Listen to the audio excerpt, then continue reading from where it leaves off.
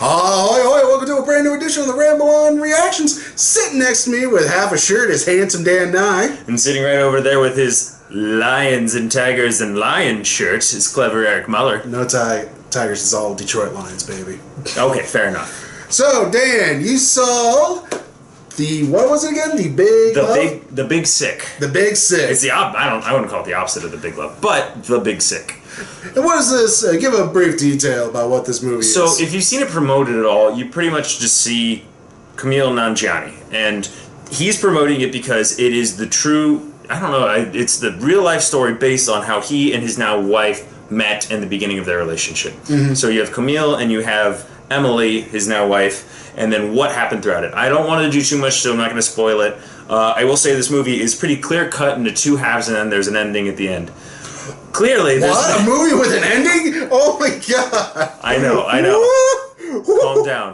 Whoa. I'm just saying there's like two split halves, and then it puts a button on everything really well. And what I want to talk about with this is it's being touted as a rom-com, but it's so much rom-coms I feel like are much more like sitcoms. Like here's your premise, here's your thing. Oh, she's quirky and he's neat. How are they gonna do it? And this movie felt so much more real. The script is so flushed out because they're based on real people. Mm-hmm. There was never a moment in this where I'm watching actors just say lines. I'm just more or less so caught up in the story. This felt to me like the flip side of an Apatow coin.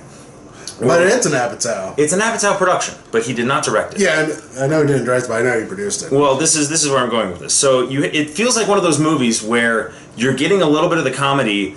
And in Apatow movies, the comedy always hits really well, but the drama's can be good at times and sometimes hit or miss. And then you get movies like Funny People, where it's just a weird third act and it doesn't play out well. Whereas this movie, it's so tight the entire time and it's so charming and it has this big heart. And everyone is phenomenal in this movie. Actually, I don't remember the actress who played Emily's name, and I just looked it up. But you have Kumail, you have Emily, and then you have Holly Hunter and Ray Romano playing her parents. And they have huge roles in this. And then you have Kumail's entire family in this as well, and it's how he got his start.